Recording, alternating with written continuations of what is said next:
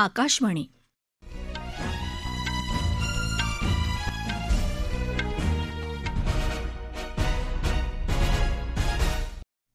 राजश्री आगाशे राष्ट्रीय बातम्या देत आहे. ठळक बातम्या. प्रधानमंत्री नरेंद्र मोदी 2 दिवसांच्या संयुक्त अरब अमिरातींच्या दौऱ्यावर रवाना. दौऱ्यामध्ये वर्ल्ड गव्हर्नमेंट समिटला करणार संबोधित, तसंच अबुधाबीतल्या मंदिराचं करणार उद्घाटन. शेतकऱ्यांच्या प्रश्नावर तोडगा काढण्यासाठी चर्चा करायला सरकार सदैव तयार असल्याचं केंद्रीय कृषी मंत्र्यांचं प्रतिपादन. कम्युनिटी रेडिओनं केंद्र सरकारच्या कामाची माहिती श्रोत्यांपर्यंत पोहोचवावी असं माहिती आणि प्रसारण मंत्र्यांचं आवाहन. महाराष्ट्राचे माजी मुख्यमंत्री अशोक चव्हाण यांचा भाजपात प्रवेश. पक्ष आणि चिन्ह अजित पवार गटाला बहाल करण्याच्या निवडणूक आयोगाच्या निर्णयाविरोधात शरद पवार गटाची सर्वोच्च न्यायालयात धाव. आणि बॅडमिंटन आशिया सांघिक विजेतेपद 2024 स्पर्धेला मलेशियातल्या शाह आलम इथं प्रारंभ. प्रधानमंत्री नरेंद्र मोदी 2 दिवसांच्या संयुक्त अरब अमिरातींच्या दौऱ्यावर आज रवाना झाले. या भेटीत ते संयुक्त अरब अमिरातींचे अध्यक्ष शेख मोहम्मद बिन झायेद अल नाह्यान यांच्याशी द्विपक्षीय चर्चा करणार असून उभय नेत्यांची गेल्या 8 महिन्यांमधली ही 5वी भेट आहे. दुबईचे राजे शेख मोहम्मद बिन रशीद अल मखतूम यांच्या निमंत्रणावरून ते उद्या दुबईत आयोजित वर्ल्ड गव्हर्नमेंट समिटमध्ये भाग घेतील. या भेटीत दुबईबरोबरचे बहुपेडी संबंध अधिक बळकट होतील अशी आशा मोदी यांनी विमानतळावरून प्रवासाला निघताना जारी केलेल्या निवेदनात व्यक्त केली. या भेटीत प्रधानमंत्री अक्षर पुरुषोत्तम स्वामीनारायण संस्थेतर्फे अबुधाबी इथं उभारलेल्या त्या देशातल्या पहिल्या मंदिराचंही उद्घाटन करतील. मोदी उद्या दुपारी कतारलाही भेट देणार असून त्या देशाचे अमीर शेख तमीम बिन हमद यांच्याशी द्विपक्षीय चर्चा करणार आहेत. अबुधाबी इथल्या भारतीय समुदायानं आयोजित केलेल्या एहलान मोदी कार्यक्रमात आपण सहभागी होणार असून देशोदेशी पसरलेल्या भारतीय समुदायाबद्दल अभिमान वाटत आहे, असं प्रधानमंत्र्यांनी म्हटलंय. शेतकऱ्यांच्या प्रश्नावर तोडगा काढण्यासाठी त्यांच्याशी चर्चा करायला सरकार सदैव तयार असल्याचं केंद्रीय कृषी मंत्री अर्जुन मुंडा यांनी म्हटलंय. दिल्लीच्या सीमेवर वेगवेगळ्या ठिकाणी आजपासून शेतकरी आंदोलन करणार आहेत.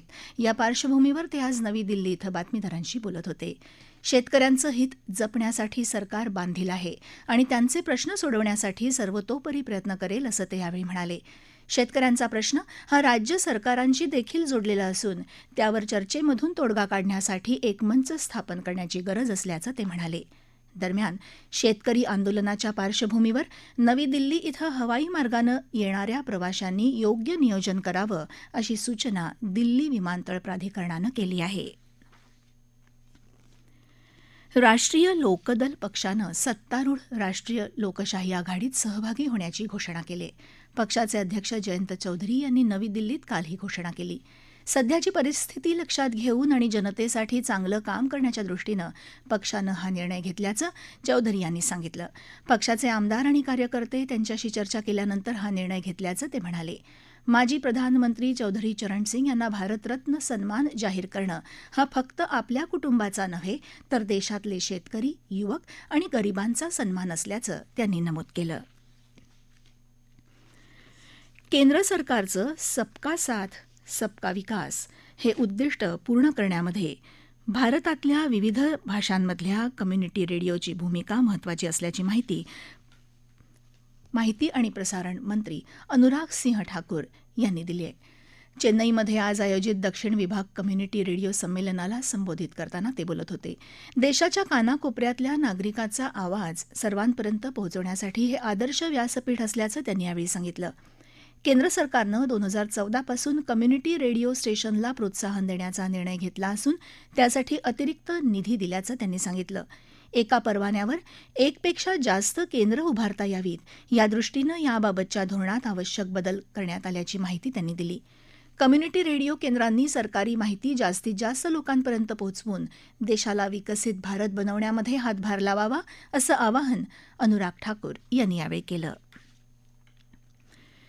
राष्ट्रपती द्रौपदी मुर्मू आज गुजरातमध्ये वलसाड जिल्ह्यात धरमपूर इथल्या श्रीमद राजचंद्र मिशनला भेट देणार आहेत. धरमपूरमध्ये त्या गुजरातमधल्या विशेषतः असुरक्षित आदिवासी गटांच्या सदस्यांशी संवाद साधणार आहेत. राष्ट्रपती राजस्थानच्या 2 दिवसांच्या दौऱ्यावर आज संध्याकाळी जयपूरला रवाना होतील. या भेटीदरम्यान त्या उद्या मेहंदीपूर बालाजी आणि बेनेश्वर धामला भेट देणार आहेत. राष्ट्रपती उद्या बेनेश्वर धाम इथं विविध स्वयंसहाय्यता गटांशी संबंधित आदिवासी महिलांच्या मेळाव्याला संबोधित करणार आहेत. या राष्ट्रीय बातम्या आकाशवाणीच्या मुंबई केंद्रावरून देत आहोत. काँग्रेसचे राज्यातले ज्येष्ठ नेते आणि माजी मुख्यमंत्री अशोक चव्हाण यांनी आज भाजपामध्ये प्रवेश केला. मुंबईत भाजपा मुख्यालयात उपमुख्यमंत्री देवेंद्र फडणवीस आणि भाजपाचे प्रदेशाध्यक्ष चंद्रशेखर बावनकुळे यांनी चव्हाण यांचं पक्षात स्वागत केलं. चव्हाण यांनी कालच काँग्रेस पक्षाच्या प्राथमिक सदस्यत्वाचा राजीनामा दिला होता. मिलिंद देवरा आणि बाबा सिद्दीकी या 2 प्रमुख नेत्यांनंतर अशोक चव्हाण काँग्रेस पक्षातून बाहेर पडल्यानं काँग्रेससाठी हा मोठा धक्का समजला जात आहे. अशोक चव्हाण यांच्याबरोबर माजी आमदार अमर राजूरकर यांनीही भाजपामध्ये प्रवेश केला. मोठ्या संख्येनं लोकप्रतिनिधी भाजपामध्ये दाखल होतील. येत्या काही दिवसात हा आकडा स्पष्ट होईल अशी प्रतिक्रिया भाजपा नेते गिरीश महाजन यांनी व्यक्त केली. अजित पवार यांच्या नेतृत्वाखालचा पक्षच राष्ट्रवादी काँग्रेस असून त्याला घड्याळ हे पक्षचिन्ह बहाल करण्याच्या निवडणूक आयोगाच्या निर्णयाला राष्ट्रवादी काँग्रेस पक्षाचे शरदचंद्र पवार गटानं सर्वोच्च न्यायालयात आव्हान दिलंय. दरम्यान अजित पवार गटानं सर्वोच्च न्यायालयात कॅव्हिएट दाखल केली असून या प्रकरणी आपलं म्हणणं ऐकून घेतल्याशिवाय काहीही निर्णय देऊ नये अशी विनंती केली आहे. केंद्र सरकारच्या विविध योजना सर्वसामान्य नागरिकांपर्यंत पोहोचवण्यासाठी आयोजित विकसित भारत संकल्प यात्रेचा दुसरा टप्पा ठाणे शहरात सुरू आहे. ठाण्यातल्या दीपाली कालेकर यांनी आकाशवाणीकडे याबाबत आपली प्रतिक्रिया व्यक्त केली. मी आज आनंद सावली जे इथे विकसित भारत संकल्प इथे आयुष्यमान कार्ड मी लाभ घेतला आहे. तसंच सगळ्या नागरिकांनी या योजनेचा लाभ घ्यावा अशी माझी विनंती. बॅडमिंटन आशिया सांघिक विजेतेपद 2024 स्पर्धेला आज मलेशियातल्या शाह आलम इथं सुरुवात झाली. या द्वैवार्षिक स्पर्धेचा समारोप या महिन्याच्या 18 तारखेला होणार आहे. पुरुषांच्या सांघिक स्पर्धेत भारताचा पहिला सामना उद्या हाँगकाँगबरोबर होणार आहे. या स्पर्धेच्या विजेत्यांना थॉमस आणि उबेर कपसाठी आशियातले पात्र स्पर्धक म्हणून स्थान मिळणार आहे. यावर्षी 28 एप्रिल ते 5 मे दरम्यान चीनमध्ये चेंगडू इथं जागतिक बॅडमिंटन अजिंक्यपद स्पर्धा होणार आहे. शहरी वाहतुकीमध्ये क्रांती घडवण्याच्या उद्देशानं दुबईनं वर्ल्ड गव्हर्नमेंट समिट 2024मध्ये जगातली पहिली हवाई टॅक्सी सेवा सुरू करण्यासाठीचा करार केला आहे. या करारामुळे संपूर्ण दुबई शहरात इलेक्ट्रिक हवाई टॅक्सी आणि व्हर्टिपोर्ट नेटवर्क सुरू करण्याचा मार्ग मोकळा झाला आहे.